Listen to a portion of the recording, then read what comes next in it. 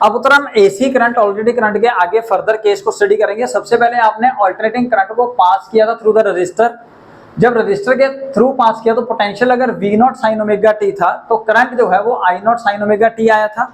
यहाँ पे आपने देखा था कि करंट और पोटेंशियल दोनों सेम फेज में थे जब सिर्फ प्योर रजिस्टर के थ्रू पास किया था आपने एसी। पिछला लेक्चर आप देख सकते हैं, वहां पे आपको I नॉट की वैल्यू कैलकुलेट करनी थी। I naught is V not by R। याद रखिए I नॉट की वैल्यू आप ऐसे कैलकुलेट कर सकते हैं, current at any time t V by R या V नॉट बाय R नहीं लगा सकते डायरेक्ट, ठीक है, वो आपको फॉर्मूले से सॉल्व करना पड़ता है।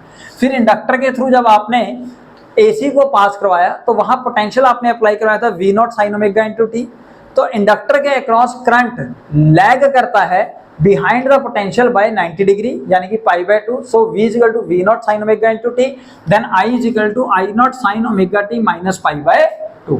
अब यहाँ पे जैसे आपने I naught is equal to V by R लिखा था तो यहाँ पे I naught is equal to V not by XL लिखते हैं। XL क्या है? इंडक्टिव रिएक्टेंस, जो कि सेम रोल प्ले करता है as resistor plays in resistance plays resistor के अंदर, ठीक है। तो यहाँ पे करंट लैग करता है behind the potential by 90 degree. उसके बाद कैपेसिटर की बात करें तो कैपेसिटर के अंदर करंट लीड कर जाता है by the to the potential by 90 degree. और यहाँ पे करंट आप कैलकुलेट करते हैं I naught is equal to V not by XC। और XC का फॉर्मूला क्या होता है? C इंटू ओमेगा या ओमेगा 1 बाय C ओमेगा या 1 बाय ओमेगा इंटू C, ठीक है। यूनिट आपको बताई थी ओम रहेगी कि XL XC जो है वो सेम रोल प्ले करते हैं इन कैपेसिटर और in inductor circuit respectively as resistance plays a role in the resistor circuit. ये मैंने फेजर डायग्राम एक लिया। सपोज आपने एक्स एक्सिस के अलोंग करंट को ड्रॉ किया। अब पोटेंशियल अक्रॉस रजिस्टर जो है at any time will be in same phase, same direction में आ गया, ठीक है। लेकिन potential across inductor has lead by 90 degree. Potential देखो उत्तर, चाहे आप लिखो पोटेंशियल लीड द करंट या करंट लैग बिहाइंड, बात एक ही है। या तो करंट कह दो पीछे रह गया या कह दो पोटेंशियल आगे निकल गया। तो पोटेंशियल कितना आगे निकला करंट से? सर 90 डिग्री, ये मैंने ड्रॉ कर दिया, ठीक है जी। ऐसे ही कैपेसिटर के अक्रॉस जो पोटेंशियल है वो कितना पीछे रह गया, यहाँ पे करंट लीड कर गया, पोटेंशियल कितना पीछे रह गया? उत्तर 90 degree. So this is the phasor diagram for all three combination. अब हम सीरीज कॉम्बिनेशन देखेंगे। सीरीज कॉम्बिनेशन में एसी के लिए सबसे पहले एलआर सर्किट। सबसे पहले आप देखिए, आपने एक इंडक्टर लगाया और एक रजिस्टर लगाया। इंडक्टर का इंडक्टेंस L, रजिस्टर का रेजिस्टेंस R, और इनको कनेक्ट कर दिया through the source of AC, through the source of AC, ठीक है। अब या तो V की वैल्यू दी जाए या I की वैल्यू दी जाए, कोई दिक्कत नहीं है हमको। हम यहाँ पे उससे थोड़ा डिफरेंट करने के लिए करंट की वैल्यू देते हैं I is equal to I naught sine omega into t in terms of alternating current. अब जो पोटेंशियल की वैल्यू आएगी वो आएगी पुत्र V is equal to V naught sine something here. यहाँ पे कुछ ना कुछ आएगा आगे पुत्र, फेज आएगा। क्या आएगा अभी थोड़ी देर में देखिए। अब सबसे पहले आपको पता है अगर दोनों सीरीज में लगे तो करंट सेम होगा दोनों के क्रॉस। अगर करंट सेम होगा तो पोटेंशियल डिफरेंस होगा। तो यहाँ पे पोटेंशियल VL, यहाँ पे पोटेंशियल VR। तो suppose potential across resistor at any time t is equal to V naught across resistor into sine omega into t। Sir क्यों? क्योंकि करंट और पोटेंशियल जो है they both are in the same phase when they are connect passing through the resistor, ठीक है पुत्र। तो मैंने लिख दिया। उसके बाद आप निकाल रहे हैं पोटेंशियल अक्रॉस इंडक्टर। अब आपको पता है पोटेंशियल अक्रॉस इंडक्टर जो है वो करंट से आगे चला जाता है, यानी करंट पीछे रह जाता है बाय 90 डिग्री। अगर करंट साइन ओमेगा टी है तो पोटेंशियल क्या होगा? Omega T plus pi by 2, omega T plus pi by 2 lead कर गया आपका पोटेंशियल टू द 90 डिग्री। यानी कि अगर मैं फेजर डायग्राम बनाऊं, अगर ये करंट है, अगर ये करंट है तो ये पुत्र होगा आपका potential across register same phase में, और जो पोटेंशियल अक्रॉस इंडक्टर है वो इससे 90 डिग्री लीड करके, ठीक है जी। सिमिलरली उनकी जो उनकी मैक्सिमम वैल्यूज हैं वो भी ऐसे ही होंगी, ठीक है जी। तो यानी कि अब अगर मेरे को निकालना हो पोटेंशियल फॉर दिस सर्किट, अगर मेरे को इस सर्किट के लिए पोटेंशियल निकालना हो तो मैं इस फेजर डायग्राम से निकाल सकता हूं, ठीक है। तो जैसा कि आप इसको क्या मान लीजिए, सपोज एक वेक्टर क्वांटिटी है, दूसरी वेक्टर क्वांटिटी है, तो इन दोनों को अगर हम रिजल्टेंट कैलकुलेट करेंगे तो पैरेललोग्राम लॉ से आपका आएगा diagonal of that parallelogram V not, ठीक है। तो मैंने V नॉट के लिए फॉर्मूला लगाया V not is equal to a square plus b square under the root वाला, ठीक है। a square plus b square plus 2ab cos theta under the root. तो यहाँ पे थीटा इन दोनों के बीच में 90 डिग्री है, वो गायब हो गया। V naught square V naught r square plus V naught xl square. अब सर V नॉट की वैल्यू कैसे निकालें? यहाँ से देखिए I naught is equal to V not by R, so V not is equal to I naught into R, और V naught in inductor equal to I not into XL, दोनों की value put करी पुत्र, square लिया तो I not square common लेके बाहर आ गया और आई बाहर आ गया, तो अंदर रह गया खाली R square plus XL square under the root. अब आप सब जानते हो कि हमें जो फॉर्मूले या इक्वेशंस हैं वो हम इस फॉर्म में लिखना ज्यादा पसंद करते हैं, है ना, आर के केस में ओम्स लॉ के हिसाब से। तो यहाँ पे भी हमने एक ऐसे ही टर्म इंट्रोड्यूस करवाई जो अब इस कॉम्बिनेशन के अंदर सेम रोल प्ले करेगी जो कि रेजिस्टेंस रोल प्ले करता है इन द रजिस्टर, और उसको हमने इस बारी नाम दिया इंपीडेंस और डिनोट किया जेड से, डिनोट किया जेड से। ये क्लियर हो गया जी। अब जेड का फॉर्मूला कैलकुलेट करने के फिर हमने इसकी हेल्प ली फेजर डायग्राम की। जिस डायरेक्शन में पोटेंशियल मैक्सिमम उसी डायरेक्शन में रेजिस्टेंस ले लिया, जिस डायरेक्शन में पोटेंशियल अक्रॉस इंडक्टर है उस डायरेक्शन में इंडक्टिव रिएक्टेंस ले लिया, और इन दोनों का वेक्टर सम निकाला तो आपके पास z जो रिजल्टेंट आया, तो again by using this formula z is equal to under root of r square plus xl square. तो z की वैल्यू भी आ गई, v नॉट वैल्यू भी आ गई। अब यहाँ पे अगर आप ध्यान दें तो v नॉट जो है वो अभी भी करंट से i नॉट से कुछ एंगल आगे है, कुछ फेज आगे है। कितना आगे है? Angle phi, angle phi. तो इसको आप कह सकते हैं फेज फाई, यानी कि current still lag behind the potential in case of LR circuit but not by 90 degree by the phi angle। क्या कह सकते हैं हम? ऐसा कह सकते हैं कि करंट से पोटेंशियल इंडक्टर के अक्रॉस 90 डिग्री पे लीड कर गया था, यानी कि करंट पीछे रह गया, लैग रह गया पुत्र, और रजिस्टर जो है वो इसको वापस लेके आने की कोशिश कर रहा है, लेकिन कुछ वैल्यू पे जाके दोनों में संधि हुई, अल्टीमेटली जो है वो एंगल फाई पे जाके ये settle I. So this could be the your potential value V not. तो मतलब ये रह गया थोड़ा सा कि V नॉट को हम कैसे एक्सप्रेस करेंगे। So V equal to V naught sine, अब करंट से अभी भी आपका जो नेट पोटेंशियल है इन अ सर्किट वो लीड कर रहा है by phi angle. So V equal to V naught sine omega t plus phi. From phasor diagram हमने ये नोट किया। अब उत्तर ऐसे ही सीआर सर्किट के लिए मैंने किया, एक बारी कैपेसिटर लगाया, एक साथ में सीरीज में रजिस्टर लगाया, और दोनों के cross current same, capacitance C का कैपेसिटर का कैपेसिटेंस सी, रजिस्टर का रेजिस्टेंस आर, दोनों के क्रॉस पोटेंशियल अलग अलग होगा, एक वीसी होगा एक वीआर होगा। तो मैंने कहा जी अगर करंट दिया हुआ है I naught sine omega t, तो potential across resistance at any time t क्या होगा? V naught sine omega into t. क्यों? दोनों सर सेम फेज में है। लेकिन कैपेसिटर के केस में करंट लीड करता है to the potential by 90 degree, यानी कि पोटेंशियल पीछे रह जाता है। तो हमने अगर करंट लिया तो पोटेंशियल को हम माइनस पाई बाय 2 लिख सकते हैं, पीछे रह गया, ठीक है, रीजन वहां दिया हुआ है मैंने। अब अगर फेजर डायग्राम इसका भी बनाओगे तो अगर करंट सिंपल वाला, अगर करंट कहाँ को है, वो एक्स एक्सिस के अलोंग है, तो उसी एक्सिस के अलोंग होगा potential across resistance, same phase में है, लेकिन पोटेंशियल अक्रॉस कैपेसिटेंस जो है वो 90 डिग्री पीछे होगा, ठीक है। और इन दोनों का रिजल्टेंट जो आएगा that will be the V not और V for the combination. Clear हो गया पुत्र? अब यहाँ पे भी आप देखिए करंट से ये पीछे रह गई, आपकी लाल लाइन जो है वो करंट से पीछे रह गया बाय एन एंगल फाई, ठीक है। अब same formula V not is equal to V nought R square plus V nought C का होल स्क्वायर। V नॉट की वैल्यू फिर यहाँ से निकाल ली आई नॉट इंटू आर, यहाँ से V नॉट की वैल्यू निकाल ली I not into XC. XC क्या है अब यहाँ पे?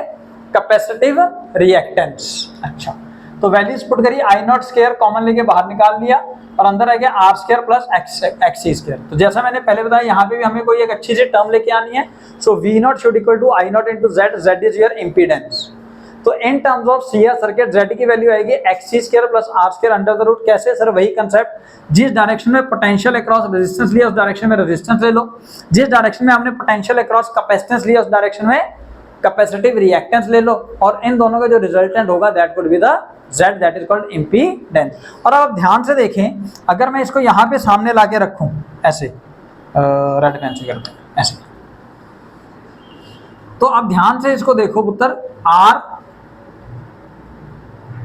पैर XC और यहाँ पे ये बन गया आपका Z, तो इसे कहा जाता है इम्पीडेंस ट्राइंगल। ऐसे ही उसके अंदर भी कहा जाएगा, उसके अंदर ट्राइंगल ऊपर शिफ्ट हो जाएगा। So this triangle in which impedance is the resultant is name as impedance triangle. ये भी पेपर में कभी कभी पूछ लेते हैं। तो इस इम्पीडेंस ट्राइंगल की मदद से we can calculate the tan phi also as well as value for z, z is equal to XC plus XC square plus R square under the root, and tan phi is perpendicular upon base, बोले तो XC upon are, simple. तो अब आप इसको express करोगे, so V is equal to V naught sine, यहां तक तो ठीक है पुत्र।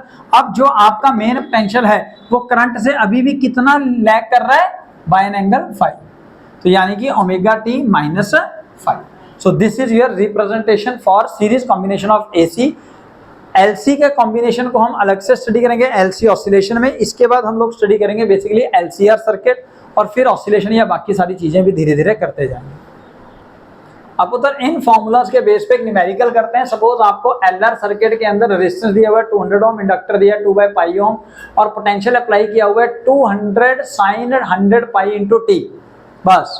बाकी पूछा है find the value of XL, impedance, I naught at t and V R at t, यानी कि potential in resistance in time t. अच्छा, एक एक करके करते हैं पुत्र।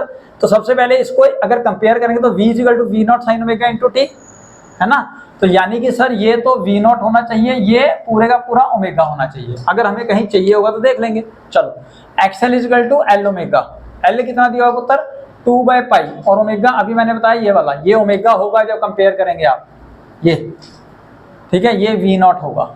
अगर कहीं चाहिए होगा चिप देंगे अपन, ठीक है जी। तो लिख दो पुत्र। चलो, ये टोटल एसी के थ्रू है, इसके और इसके थ्रू नहीं है, ये ध्यान रखना। ये V नॉट इसके थ्रू है, सर्किट के थ्रू, यहाँ पे पोटेंशियल डिवाइड हो जाता है, ठीक है जी। तो पुत्र ओमेगा कितना आया 100 पाई, 100 पाई इंटू 2/पाई, पाई पाई कट गया 200 ओम आ गया, ठीक है जी। उसके बाद Z निकालना है, Z के लिए formula under root of XL square plus R square. तो एक्सएल की वैल्यू अभी आपने निकाली 200 का होल स्क्वायर प्लस रेजिस्टेंस भी 200 दिया हुआ होल स्क्वायर, तो 200 अंडर रूट 2 ओम आ गया आपके पास जेड इम्पीडेंस। अब आई नॉट की वैल्यू निकालनी है for the circuit, so V naught upon Z, V naught कितना है 200, जेड कितना है जी 200 by under root 2, this is the I naught value for the circuit 1 by under root 2। फिर आपको कहा जी कैलकुलेट करें करंट इन टाइम टी, तो करंट इन टाइम टी के अंदर इस सर्किट में आपको पता है, फेजर डायग्राम याद कीजिए, फेजर डायग्राम में आपको बताया था कि जो नेट पोटेंशियल होगा, नेट पोटेंशियल जो होगा वो करंट से लीड करेगा बाय एंगल फाई, यानी कि current again lag behind the potential by angle phi. तो अगर आपका पोटेंशियल ये दिया हुआ है तो करंट इससे, इस फेज से जो भी पीछे है, ये पूरा 100 पाई टी, इससे फाई एंगल पीछे रह जाएगा पुत्र। तो वही मैंने लिखा है ओमेगा टी माइनस फाई। तो आई नॉट की वैल्यू आपने कैलकुलेट किया, यहाँ पे कहाँ किया, ये 1/√2 sine omega 100 pi into t ऐसा लिख दिया। अब फाई निकालने के लिए मैंने फिर फॉर्मूला यूज किया tan phi is equal to perpendicular upon base वाला, परपेंडिकुलर एक्सर और बेस आर, तो 200/201 यानी कि फाई आया, tan फाई आया 1, फाई हो गया 45, इसको मैं पाई/4 भी लिख सकता हूँ। तो मैंने वो फॉर्मूला लिख दिया 1/2 sine 100 pi T minus pi, this is the condition for current at any time T. अब आपने कहा जी पोटेंशियल भी कैलकुलेट करके दिखा दो रेजिस्टेंस पे इन टाइम टी, ठीक है। अब आपको पता है रेजिस्टेंस में, हाँ, रेजिस्टेंस में और करंट में कोई फेज डिफरेंस नहीं होता, यानी कि जो करंट की वैल्यू आएगी वही यहाँ पे आ जाएगी, that is V naught sine omega t minus phi, ठीक है पुत्र। सो वी आर कितना आया V naught sine omega t minus phi. अब ये वी नॉट जो है ना पुत्र, ये रेजिस्टेंस का वी नॉट है, ये ध्यान रखना, ये सर्किट का नहीं है, रेजिस्टेंस का मैक्सिमम पोटेंशियल है। तो वो निकालने के लिए मैंने फिर फॉर्मूला यूज किया आई नॉट बाय आर। तो आई नॉट कितना है 1/√2, आर कितना है 200, तो वी नॉट कितना आ गया पुत्र 1/200 इंटू √2 इंटू साइन, ये पूरे का पूरा ऐसा चेप दीजिए, sine 100 pi T minus pi, this could be the value of potential across resistance in time T. अगर कोई आपको यहाँ पे इंडक्टर के अक्रॉस भी पूछ ले तो कोई दिक्कत नहीं है, पोटेंशियल यहाँ पे इससे क्या होगा, करंट से क्या करता है, लीड कर जाता है बाय पाई/2, यानी कि अगर मेरे को निकालना होता potential across inductor in time t, तो मैं लिखता potential, maximum potential across inductor into sine omega t minus phi, जो भी आया। अब इससे कितना एंगल आ गया पुत्र पाई/2, तो इसका वी नॉट अलग निकालिए, आई नॉट बाय एक्स सी करके, एक्सएल सॉरी इंडक्टर का L omega, I not into L omega करके, साइन ओमेगा टी की वैल्यू फाई की वैल्यू आपको यूं प्लस पाई/2 करके आप सॉल्व कर सकते हैं। एक पुत्र यहाँ पे ध्यान दीजिए, यहाँ पे मैं वी नॉट का फॉर्मूला 200/√2 लिखना है, क्योंकि वी नॉट होगा I not into R, I nought कितना है 1/√2, आर कितना है 200, तो 200/√2, बाकी सारा सेम। आगे अगर आपको पोटेंशियल निकालना हो across inductor in time t, तो फॉर्मूला लिखोगे v naught across l into sine omega t minus five plus pi by 2, क्योंकि जो भी वैल्यू आएगी करंट की उससे पोटेंशियल लीड करता है बाय 90 डिग्री। तो आई की वैल्यू ये आई है पुत्र, इसमें प्लस पाई बाय 2 आप ऐड कर दोगे तो सर वी नॉट की वैल्यू निकाल लो। कैसे निकालें, ऐसे निकाल लो, I not into XL. I nought कितना है 1/√2, एक्सएल कितना है 200, so 1/2 into 200 sine 100 pi T minus pi by 4 plus pi by 2। LCM लेके सॉल्व करो, 200/√2 into sine 100 pi T plus pi by 4 आपका फाइनल आंसर आ जाएगा। That is potential across inductor in time T.